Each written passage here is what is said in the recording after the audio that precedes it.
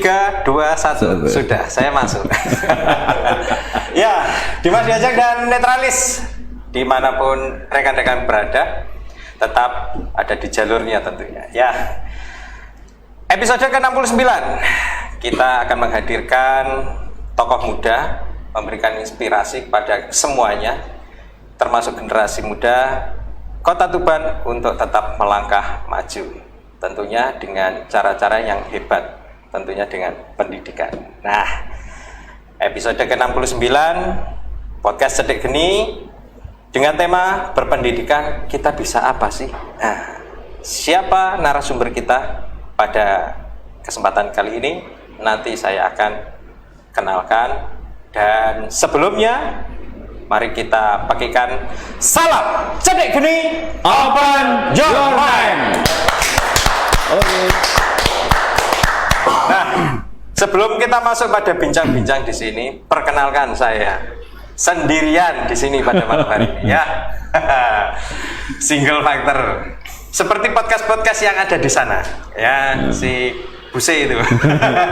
Yang close the door, saya yang open the door gitu ya. Namun sebelumnya di sana sudah menanti band KWE yang dipunggawai oleh, nah itu sudah memberikan salam ya. Halo. Ya, gimana malam hari ini band KWE? Alhamdulillah baik-baik aja. Ya. Halo. Ini band K atau band KWE? Band K aja. Oh, band K.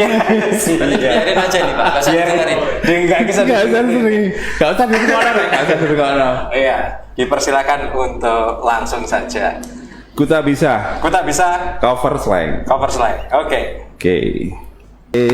Kuta bisa jauh dari Cedek Geni. Iya.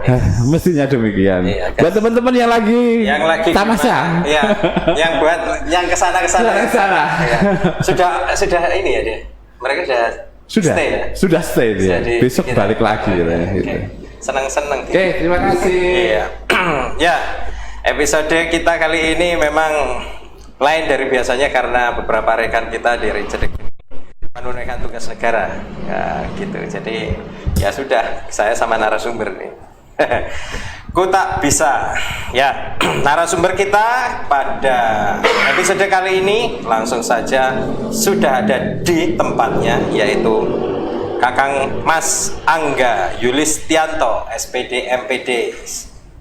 Siapa beliau? Beliau adalah owner AYF Foundation dan juga sebagai ketua Gaspol ya.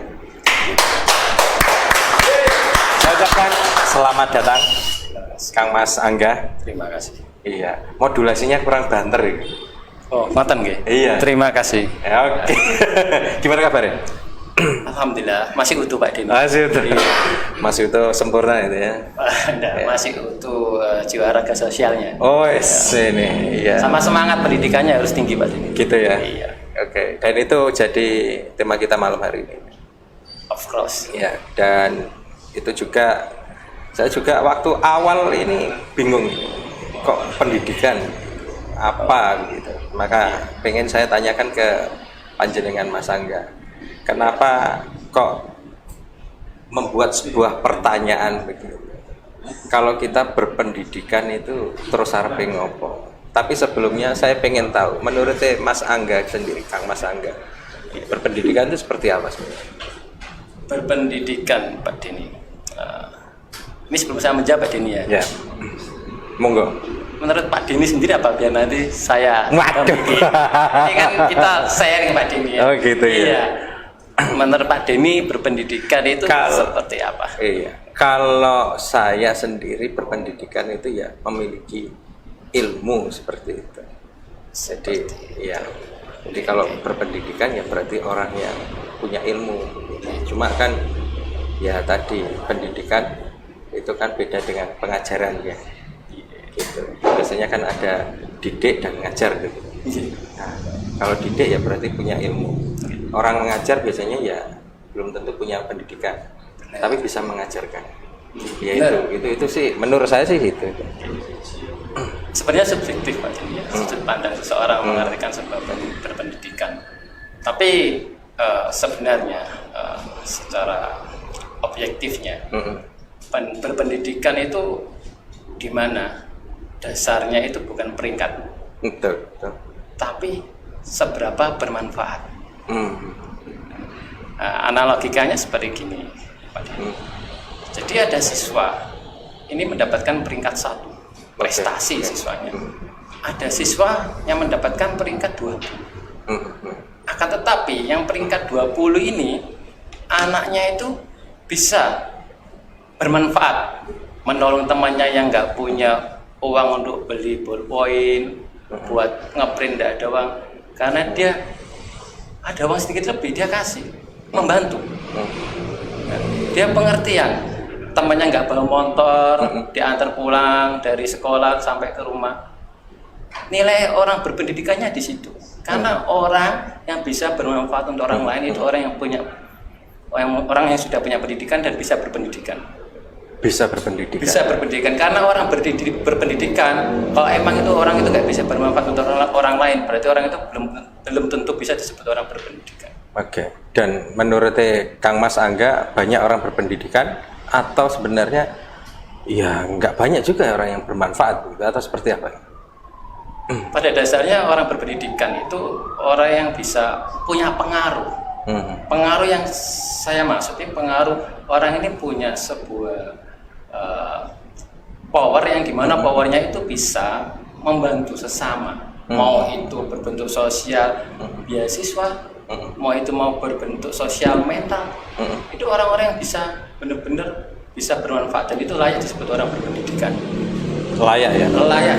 Artinya apakah pendidikan itu harus dari jenjang sekolah, didapatkan dari sekolah, universitas begitu, ataukah sebenarnya pendidikan itu bisa didapatkan dari luar itu, atau dua-duanya seperti itu? Dimanapun kita bisa mendapatkan pendidikan, dan kita juga bisa disebut sebagai orang berpendidikan. Karena menurut saya kadang orang yang pendidikannya tinggi, sekelas doktor, profesor, akan tetapi dengan ilmunya itu beliau masih belum ya Pak ya, belum ini bukan berarti tidak. Jadi urung wae. Kadang itu masih fokus ke semacam tukar menukar, ya kan, tawar menawar. Oke. Nah, hanya untuk apa? Untuk memperkaya diri dan kekuasaan. Ada pendidikan, ada kekuasaan, ada manfaat. Nah ini, jadi manfaat pendidikan itu ada untuk kekuasaan. Nah dirangkit dadi ra karo-karo. Ya, dengan gaspol. Iya, gaspol. Iki aku nganti lali aku. Jane pantai api dhisik to ya to. Lah iya. Jane pantai api dhisik ora apa-apa. Kita skip aja dulu. Apa namanya?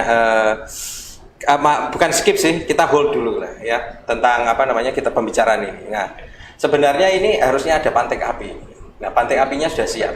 Oh, iya. Jadi sebelum kita ngobrol harusnya ada pantek api. Nanti kita lanjut sebentar ya. Kita masuk ke pantek api aja dulu. Nah, pantek api ini itu saya akan memberikan beberapa kata ke Mas Angga, Kang Mas ya. Nanti dipilih salah satunya. Seperti itu ya. Ini cepat ini kayaknya. Ya harus cepat ya. Ya. Ini enggak kuis banget. Ya, baik.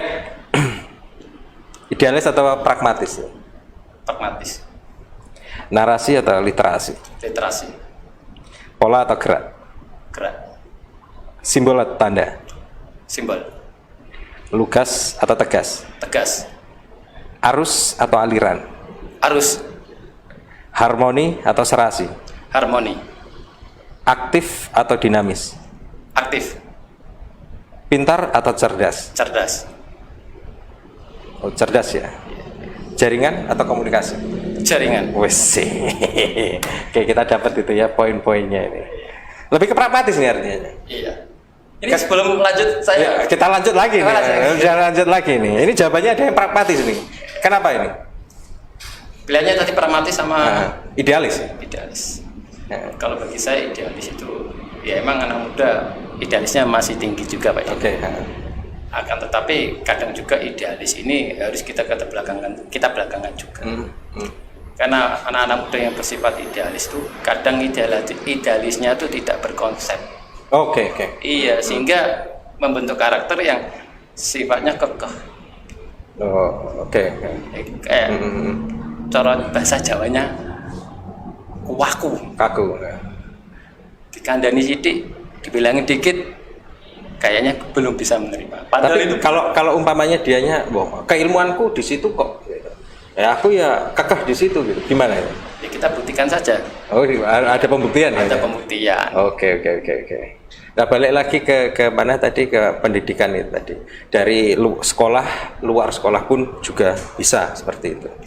Artinya bahwa pendidikan itu ada yang formal dan non formal kan, seperti itu. Nah, terkait dengan AYT sendiri, itu seperti apa? AYF Pak Denny. AYF, AYT. Kok iso konti ki mau AYT kok ya? AYF itu sendiri gimana?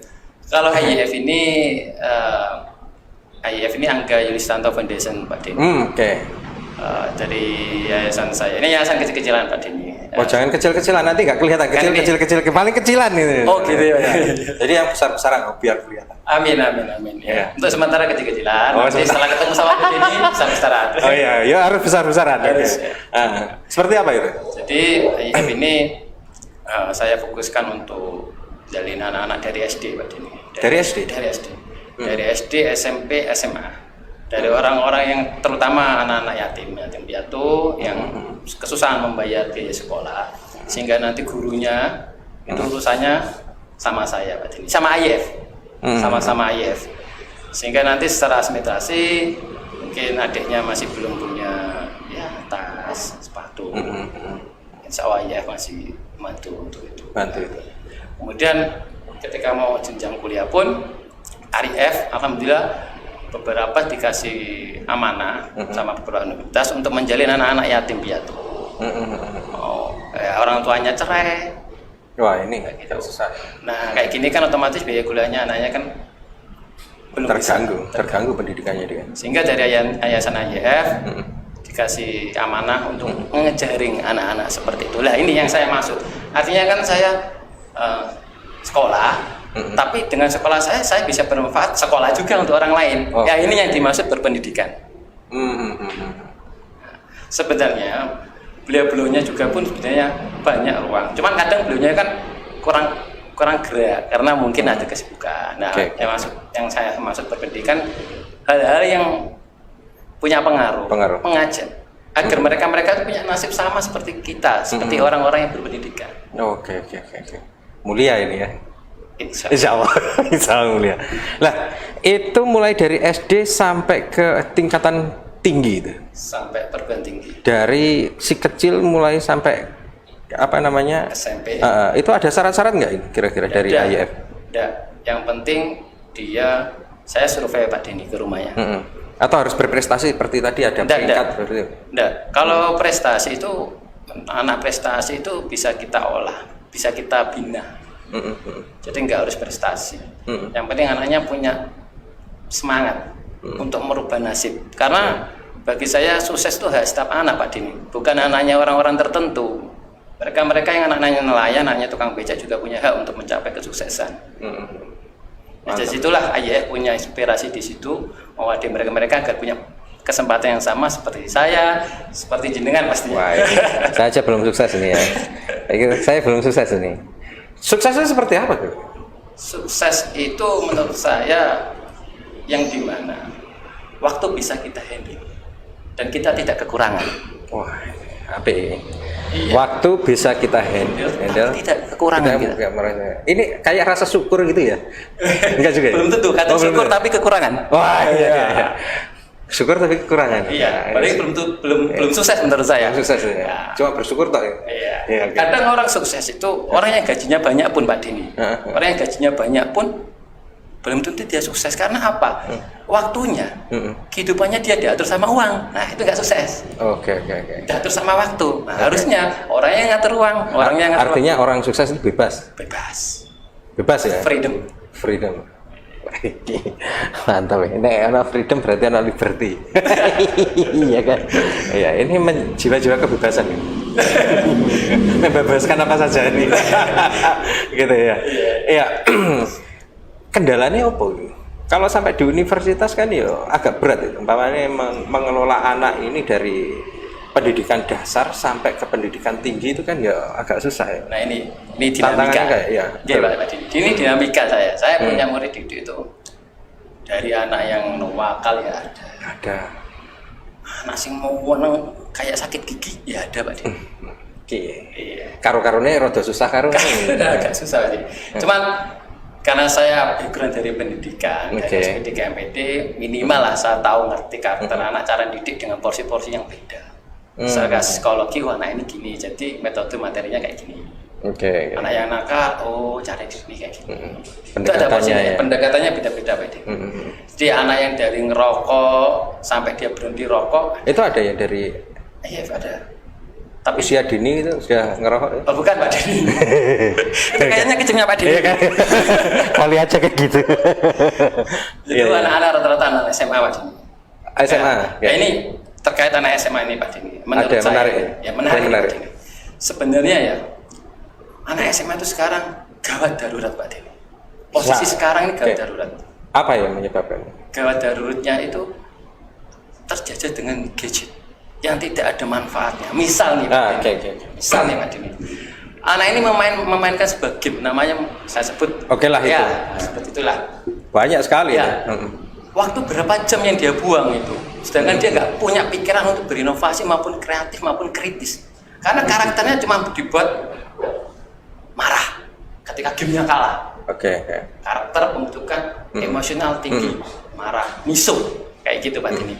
Kemudian masuklah lagi nama ranah semacam ya sekarang lagi booming koin-koin atau apa itu saya nggak tahu. Kayak itu. Nah, apa ngecip? Ngecip. Nah, itu kalau anak muda sekarang dikonsumsi hal-hal seperti itu, terus pertanyaannya generasi muda ke depan ini mau dibawa kemana arahnya? Iya kan? Tapi ada yang bilang itu kalau manfaatnya banyak sekali gitu. Misalnya apa? Ada anak-anak yang bilang gitu. Dengan begini kita bisa komunikasi dengan teman-teman banyak loh. Gitu katanya. Ya. Hebatnya anak-anak sekarang kan ya gitu ya. Mereka dikritisi tapi ngkritisi gitu kan. Tapi kalau kita tetap menggunakan data Pak. Data kita anak yang bermain game rata-rata sekolahnya nilainya rapotnya turun Pak Din. Itu kita data dari sekolah. Jadi termasuk murid-murid saya sendiri. Jadi mereka itu ya kayak chip gitu ya. Mau menang ya belum tentu itu dosa Panda. Ya mau kalah buang waktu iya, halal pun belum tentu. Nah itu kan sebenarnya anak-anak muda sekarang pun waktunya yang dihabiskan dan diterjajah sebenarnya waktu. Karena bahkan bukan 1 jam Pak Dini. Anak game itu gak mungkin 1 jam di warung kopi WiFi-nan bisa sampai subuh. Itu salahnya warung kopi itu. Salahnya warung kopi. Iya, salahnya warung kopi. Iya. Berarti warung kopi itu bukan salahnya anak-anak, kan ya menyediakan tempat kan mereka. Iya. Iya sudah. Sampai segitu ya. Saya sudah sekian begitu ya. Lah iya. Tapi ada satu juga loh, mereka itu bilang gini, mereka itu yang katakanlah yang sinau-sinau lah istilahnya ya, yang nggak bermain kayak gini, itu sisi emosionalnya nggak ini sama rekan-rekannya. Justru yang begini, yang bermain itu mereka ngerasa bahwasanya ya lebih apa itu ya, komunalnya itu lebih besar gitu, lebih bagus gitu. Iya, gimana itu? Tapi gini, untuk anak muda ada aja excuse mereka, alasan mereka itu ada terus. Itu pembelaan lah. Pembelaan. Pada dasarnya kita kan anak muda kan harus bisa berpikir panjang Pak Dini. Pertanyaannya, apakah Mobile Legends itu bisa ngurusi ibu kita sakit, ngurusi saudara kita yang biaya kuliahnya bengkak? Jangka panjang, apakah game Mobile Legends bisa membelikan kita rumah untuk anak istri nantinya? Kan ada hal yang lebih penting daripada itu. Apalagi ada era dari COC sekarang hanya bilang, ya kan? Apalagi itu itu berarti itu nanti bisa turun ya. Jadi mending anak-anak muda itu fokus sama skill, sama kompetensi, pandai menciptakan. Dimulai dari mana nih? Dimulai dari anak mulai SMA. Tapi anak-anak ini kalau sudah dengan gadget kan mau tidak mau kan mereka terfokus ke sana. Lalu yang menggerakkan pertama kali siapa ini? Apa orang tua atau seperti apa ini? Kalau peran orang tua Jelas ya. Jelas ya. ada. Kalau AYF gimana ini? Penyadarannya gimana? AYF lebih karena kita kan ada grup WhatsApp, terus kita tetap setiap 1 semester kita pantau Pak Dini. Tanyakan IPK. Gimana ini mengalami penurunan apa kenaikan? Nah, rata-rata dari data yang saya ambil, anak yang nggak ngerokok, anak yang biasanya nge-game nggak ngerokok sama nge-game, IPK-nya naik drastis Pak Dini. Terus alokasi pemikirannya, dia bisa jadi reseller. Temanmu bisnis apa? Gabung aja, kenalkan dirimu, bangun afiliasi sebanyak mungkin. Nah, kemarin bisa ngejualin temennya tanah. Nah, waktu-waktu yang seperti itulah yang dibuang sama anak muda. Gitu, itu usia berapa itu yang apa bisa jual tanah dan lain sebagainya? Masih kuliah atau semester 2? Semester 2 ya? Kebetulan namanya kuliah ini ya, kalau dia kan dari kalangan nggak mampu, tapi kan bisa satu kelas sama anaknya orang kaya. Itu tergantung tadi ya. Nah, jaringan kan. Daripada komunikasi ke jaringan gitu. Jaringan masuk ini ya, lebih ke jaringan. Korelasi nanti. Korelasi ya. Pertanyaan Pantai Kapi itu selalu punya korelasi. Gitu ya. Oke. Berarti AYF tidak hanya membantu pada pendidikan itu sendiri, tetapi juga membina teman-teman yang masuk di AYF itu ya. Apa saja itu? Jenis-jenis pembinaan itu jenis pembinaan kebetulan saya ini juga sebenarnya dari latar belakang nggak duwe Pak, ini orang nggak mampu. Bapak saya itu kerjanya nelayan. Ya manusia dilahirkan tidak ada yang mampu kok. Iya. Diajari kabeh. Kalau kita lahirkan ya nggak apa-apa ya, nggak bisa ngapa-ngapain. Bisa ngapa-ngapain. Iya benar sih. Iya benar juga. Tapi kan PR-nya kan setelahnya Pak. Setelahnya. Iya, setelahnya ini anak-anak ini mau kemana arahnya? Oke. Apakah dia dengan lingkungan yang seperti ini terus AYF mengarahkan atau gimana itu? Tetap mengarahkan. Mengarahkan ya. Kita tetap mengarahkan. Bahkan ketika dia lulus pun kita masih membantu untuk nyari pekerjaan Pak Dini.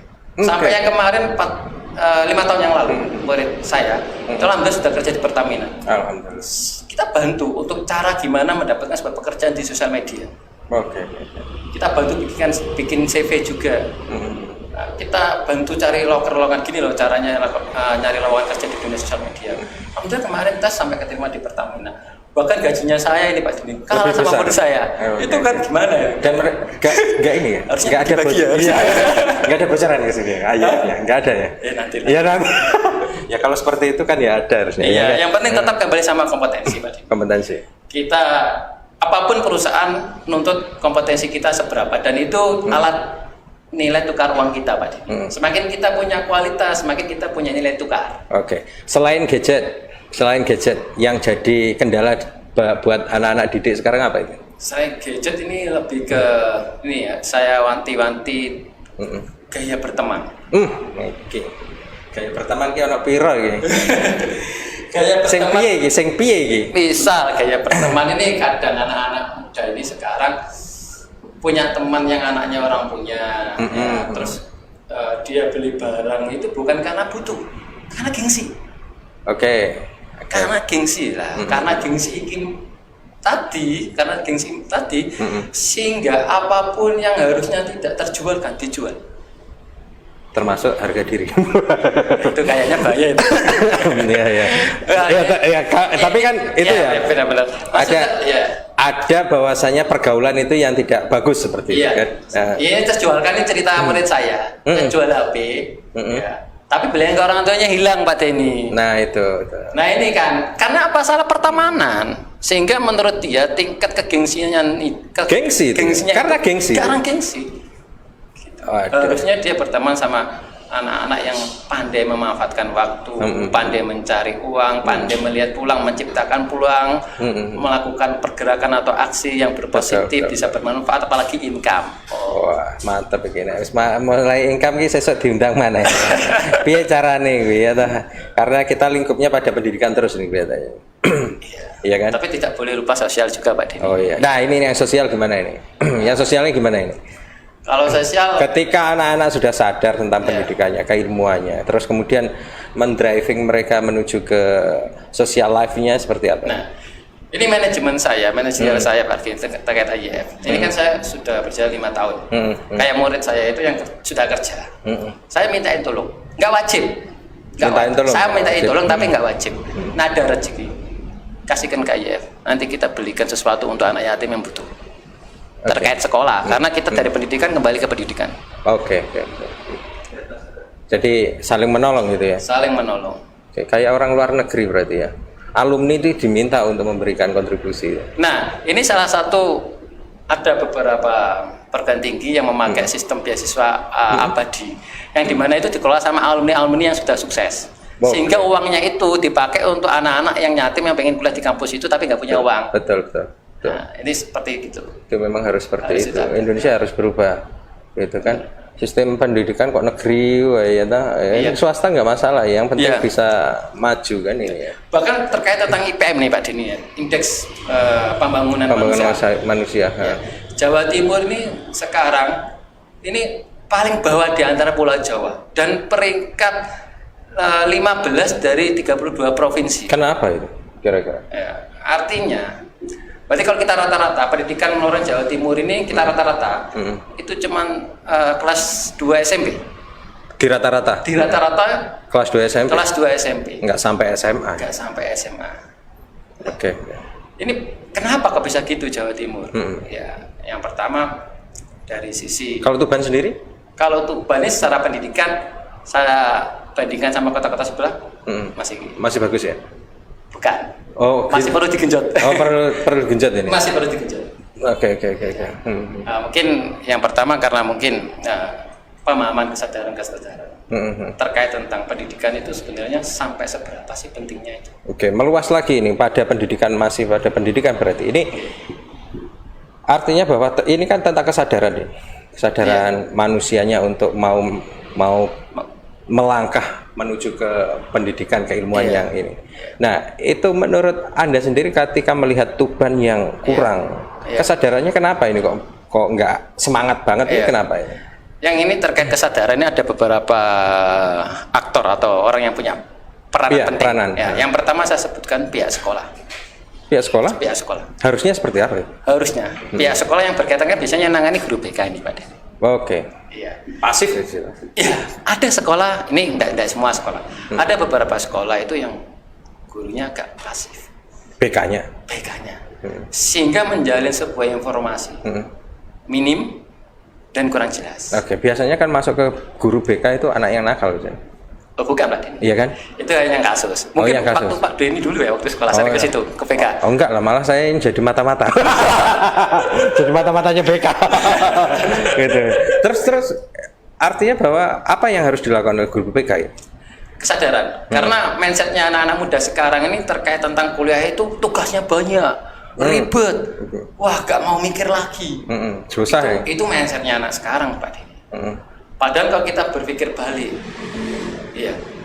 nanti kalau saya lulusan SMA, tenaga apa yang saya pakai di sebuah perusahaan? Mohon maaf, kan paling tenaga yang di belakang. Oke. Istilahnya pakai fisik lah ya. Nah, kayak gitu. Dia pakai otot, nggak pakai akal. Ya? Nah, harusnya anak-anak muda bisa ngerti bahwasanya kalau temannya bisa, kenapa kita nggak bisa? Betul. Nah, survei itu mengatakan bahwasanya anak yang pengen sekolah tinggi itu nggak harus pinter loh Pak Dini. Sekolah, tantang pinter dan cerdas tadi kan? Iya, nggak harus pinter kan, saya milih cerdas. Milih cerdas tadi ya. Makanya nggak harus pinter kuliah. Bedanya apa ini? Kalau pinter itu rata-rata anak dalam penguasaan itu dalam satu bidang. Pinter gitu. Itu pinter. Karena penguasaan dia dalam satu bidang, pinternya di bidang itu. Tapi kalau cerdas, dia sistematis. Lebih sistematis. Jadi ketika dikasih tantangan hal baru, dia bakal mau menerima tantangan itu dan mau mencoba, walaupun gagal, endingnya pasti bisa. Artinya orang pintar itu membosankan.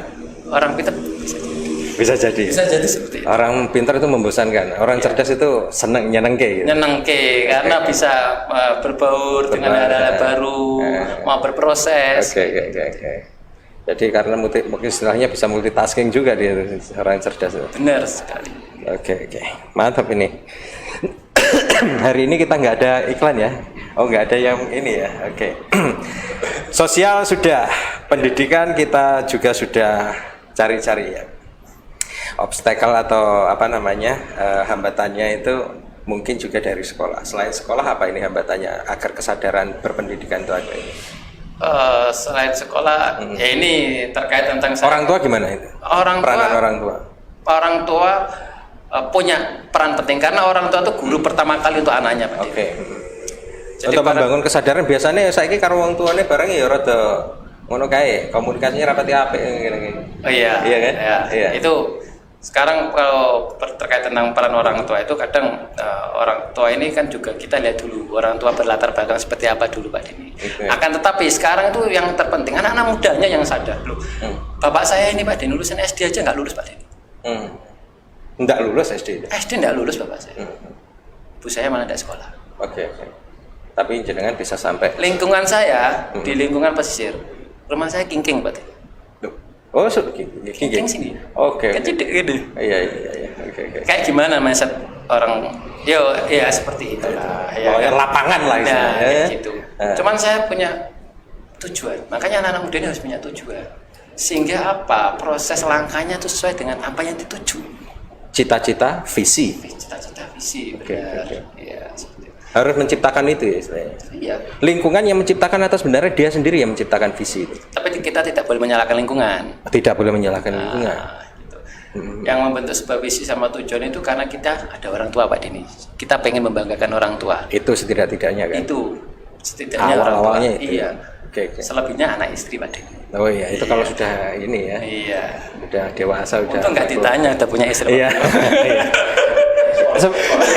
Ya sebenarnya tadi mau seperti itu juga ya sebenarnya ya. Oke ya. Nah ini arepe menuju ke sana. Soalnya balik yang masalah sosialnya belum ini tadi ya, belum banyak. Kalau masalah sosial dan lain sebagainya, AYF itu mencoba untuk bisa memberikan kesadaran anak-anak didik di Yayasan Foundation-nya itu agar berjiwa sosial begitu kan. Nah ini ada satu titik yang istilahnya lembaga lain ini istilahnya ya, tentang Gaspol. Kalau Gaspol sendiri gimana? Itu satu lingkup atau sebenarnya punya jaring dengan AYF-nya atau seperti apa ini kalau Gaspol? Beda Pak. Beda ini. Beda. Ya. Apa ini kalau Gaspolnya? Kalau Gaspol ini digas telepon. Karena ngerimi. Jangan bahaya nanti. Iya. Jadi Gaspol itu tetap punya arim, Pak. Oke. AYF itu mulai tahun berapa? AYF itu udah 4 tahun. 4 tahun. Kalau Gaspolnya? Gaspolnya ini mungkin 2 tahun. 2 tahunan ya. Oke. Gaspol apa ini sebenarnya? Gaspol ini gerakan milenial sadar politik, Pak. Gerakan milenial sadar politik. Apa ini?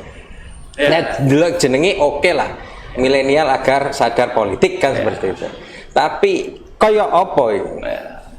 Jadi kita itu punya niatan bikin sebuah organisasi Gaspol tujuannya untuk mewadahi anak-anak yang pengen belajar politik. Karena tidak dipungkiri negara kita ini ya kaitannya tentang politik. Lah kalau anak muda nggak mau belajar politik, nah anak muda mana ngerti nanti kayak negara kita ada yang mau bilang, kemana? Tapi ada yang bilang politik kok dipelajari, politik itu ya jalan terus, itu gimana? Nah, jalannya tapi kan pakai ilmu politik. Oh gitu. Harus ada keilmuannya. Iya, tetap jalannya kan pakai ilmu politik. Biar kayak apa ini kalau masuk ke Gaspol ini milenial? Jadi milenial di politik itu kan kita bukan sekedar belajar tentang mempelajari tentang bagaimana cara kita bisa lobby kenal sama orang, bukan itu saja Pak Dini. Jadi di pembelajaran politik kita bisa kritis. Oke. Bisa mempertahankan sebuah argumen. Oke. Bisa melakukan sebuah dalam sebuah forum diskusi lebih komunikatif. Ya, gitu. Itu ada semua. Jadi pemikir strategis ada di Gaspol itu semua. Ada di Gaspol. Oke. Kemudian kita juga ngasih ibaratnya untuk anak-anak yang apatis nih ya Pak Dini terhadap politik. Ada apatis juga nih. Banyak enggak milenial ini? Kalau milenial lumayan sih anak-anak apatis sama politik. Tapi kemarin kemenangan yang mana ini? Kemenangan yang baru kemarin itu mendengung-dengungkan milenial turut serta banyak itu katanya. Gimana ini? Iya. Jadi ini terkait apa ini? Iya kemarin pemilu pilkada kemarin itu. Iya katanya kan milenial banyak yang ikut itu sebenarnya. Mungkin karena ke yang jadi sekarang. Iya. Ke yang jadi ya kan Mas Bupati ini kan juga milenial. Oke. Jangan melihatnya seperti apa Tuban? Dari sisi apa ini? Ya itu tadi apa namanya, keikutsertaan mereka dalam politik. Ya. Kalau milenial tetap presentasinya tetap tinggi, Pak Dini. Tinggi ya. Tinggi. Oke. Bahkan sekarang pun parpol kan juga lagi fokus milenial. Oke. Regenerasinya kan perlu. Betul. Iya. Terus yang apatis tadi Tuban Apatis. banyak nggak? Menurut saya masih banyak, Pak. Masih banyak. Karena Apa yang menyebabkan itu? pemahaman. Oke. Pemahaman. Karena mereka beberapa punya politik tuh masih gini lah. Kayak gitu. Jelek gitu. Kayak gitu. Tapi kalau kita pelajari loh, anak-anak muda kalau mau belajar politik tuh banyak manfaatnya. Loh, yang nggak baik nggak usah diajar, yang nggak usah kita ambil kan gitu, Pak. Oke. Kalau yang punya potensi baik, dampak positif, kita bisa membangun sebuah koneksitas, bisa mempelajari otorisasi, birokrasi, nggak apa-apa, positif. Positif, oke. Iya. Lah yang jelek-jelek ya nggak usah diambil. Misalnya kalau saja ada yang jelek, Oke, kalau nggak ada ya nggak apa-apa. Kalau AYF tadi pinginnya itu ke pendidikan dan ke sosial. Ke sosial. Gitu. Kalau gaspol itu artinya bahwa milenial yang masuk ke situ Iya. ditujukan kemana ini? Sebenarnya outputnya apa ini? Outputnya anak-anak ya Ke gaspol ya? di gaspol. Kita juga punya, akhirnya kita bisa menciptakan lapangan kerja, Pak Dini. Lapangan kerja juga? Misalnya ini, Pak Di Dini. politik gitu? Di gaspol. Oke. Misal anak muda ini kan biasanya kan sosial medianya kan lebih bisa daripada usia all. Oke, Ya. old school. Old school. Ya. Jadi mereka itu saya perdayakan. Oke. Di kantor gaspol juga ada admin.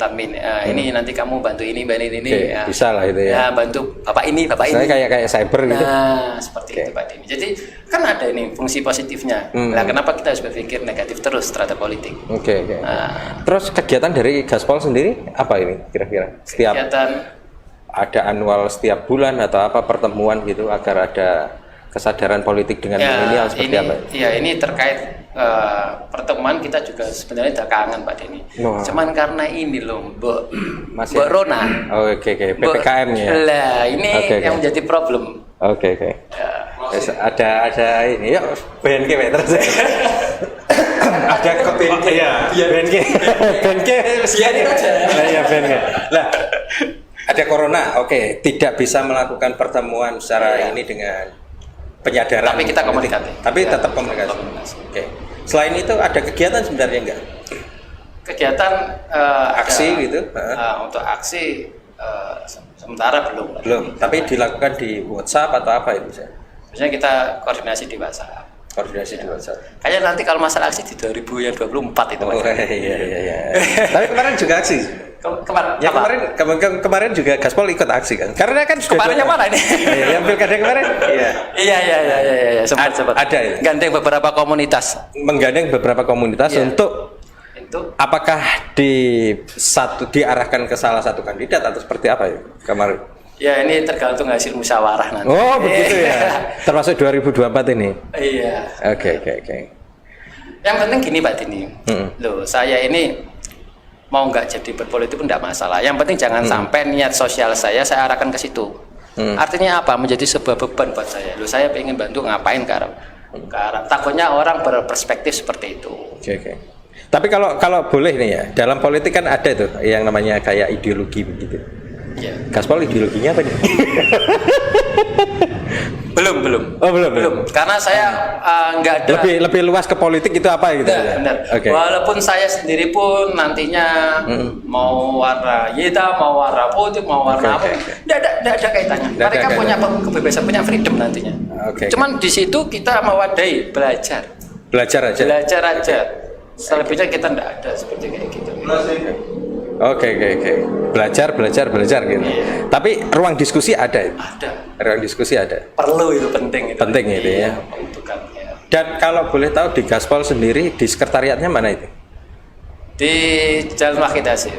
Wahid Hasim. Iya. Di sana sering diskusi begitu kan? Tapi Sering. untuk masalah diskusi ini karena pandemi, kita masih kurangi dulu. Kurangi dulu. Tapi pasti akan ada itu ya. Pasti. Nanti setiap kegiatan pasti kita share di grup dan nanti mungkin Pak Dini saja. Oke. Wah, iki aku ki ngelanglang rono rene aku ki. Iya, siap kita lihat. Pengen lihat ke milenial seperti apa. Oke. Ya, 30 menit ini. Ya, ya kerasa memang. Tapi ya nyenyak sebenarnya kita ya, nyenyak sekali di episode kita kali ini. Dari mulai yang namanya pendidikan, dari mulai yang namanya kesadaran, dari mulai yang namanya sosial dan hingga politik, semuanya ada di sini.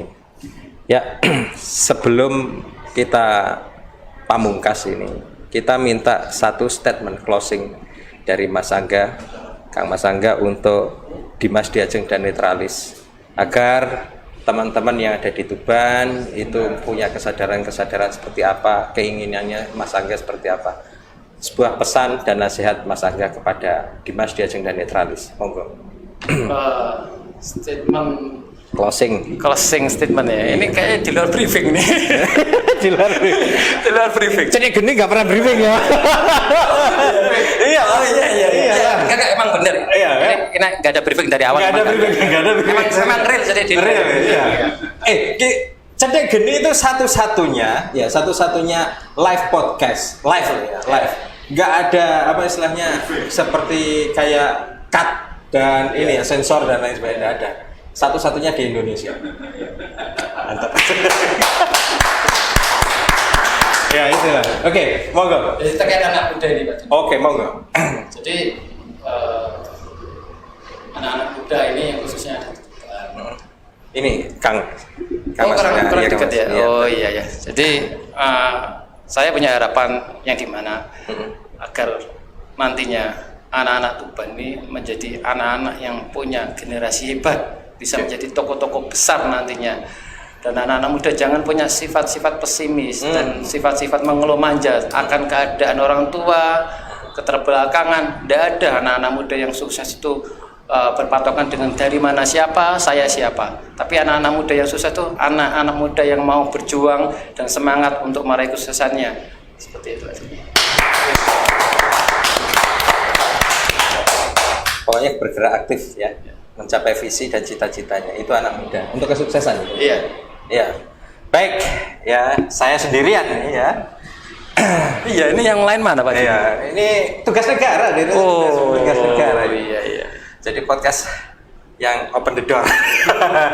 Ya, Dimas Diajeng dan Netralis dimanapun rekan-rekan berada, tentunya apa yang kita bicarakan tadi masih jauh ya. Pengennya kita akan mengundang lagi Mas Angga ya, karena kita pengen mengulik banyak sekali kegiatan-kegiatan dari Kang Mas Angga ini terhadap komunitas, juga terhadap generasi milenial yang ada di Kota Tuban, dari sisi sosial, ekonomi, kepemberdayaan dan lain sebagainya sampai hingga ke politik tadi. Kita akan tunggu Mas Angga lagi ya, masuk ke Cedek ini. Ya, baik. Saya Denny Sumira di sini dan juga narasumber Angga siapa? Angga Yulistianto. Oh iya, Angga Yulistianto. Undur diri terlebih dahulu dan nantikan podcast kita Cedek Geni kapanpun ya, sesuai dengan jadwal. Salam Cedek Geni, open your mind. Sampai jumpa lagi.